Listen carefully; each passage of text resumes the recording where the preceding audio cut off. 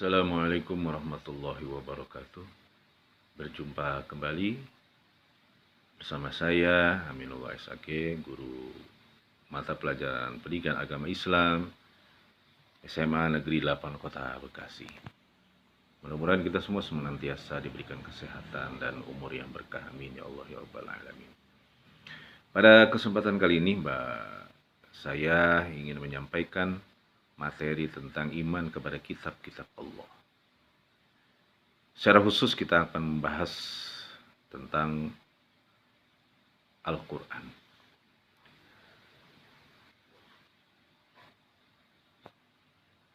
Pada kesempatan kali ini perlu kita ketahui bahwa Al-Quran diturunkan Allah melalui malaikat Jibril kepada Nabi Muhammad Sallallahu Alaihi Wasallam, kemudian disampaikan kepada umatnya, yang diturunkan secara berangsur-angsur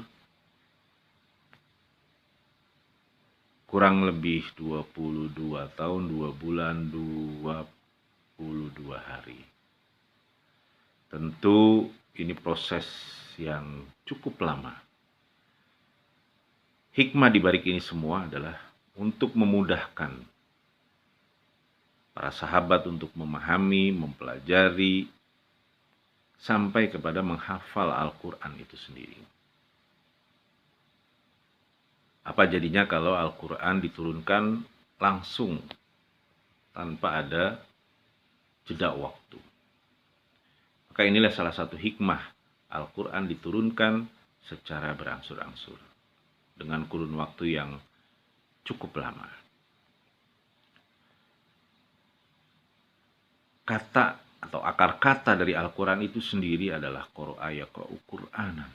Tentu arti dari qara'a yaqra'u Qur'anan itu sesuatu yang dibaca. Makanya ini sesuai dengan firman Allah yang pertama dalam surat Al-Alaq, Iqra bismi rabbikal ladzi khalaq. Bacalah apa yang kita baca, apa yang diperintahkan Allah untuk membaca. Bahwa ternyata Allah memerintahkan kepada hambanya untuk membaca ayat-ayat kauniyah, ayat-ayat kauliyah. Dua ayat inilah yang harus dibaca oleh hamba-hamba Allah sebagai bentuk kepatuhan kita sebagai seorang hamba kepada Allah Subhanahu wa Ta'ala. Apa itu ayat-ayat kauniyah?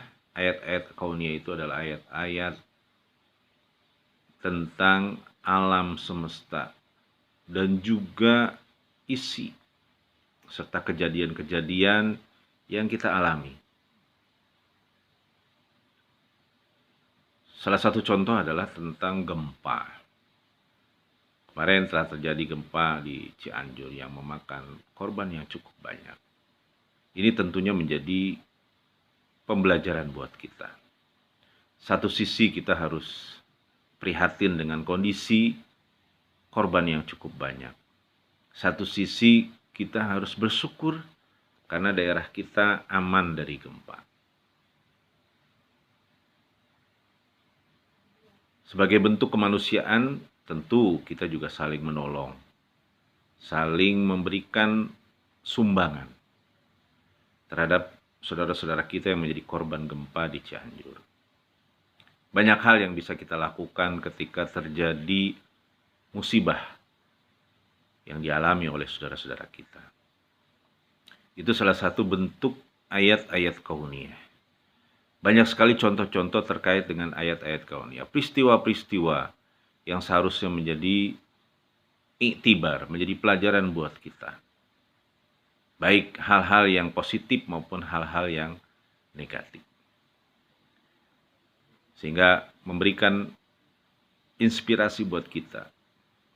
Hal-hal yang buruk tidak perlu kita lakukan dan yang baik setidaknya patut kita jadikan contoh. Yang kedua, ayat-ayat kauliyah. Apa itu ayat-ayat kauliyah? Ayat-ayat kauliyah, hal-hal yang termaktub dalam kitab suci Al-Quranul Karim. Ada 6.666 ayat, ada 114 surat.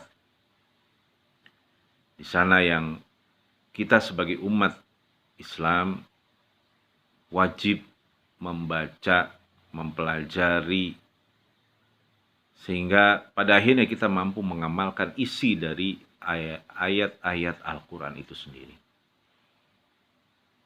Banyak hal yang bisa kita pelajari dalam ayat-ayat kauliyah ini. Mulai dari bagus membacanya atau dalam istilahnya tahsin, kemudian mampu kita mengartikan, memaknai, dan sebagainya. Sehingga pada akhirnya kita mampu mengamalkan isi dari ayat-ayat kauliyah itu.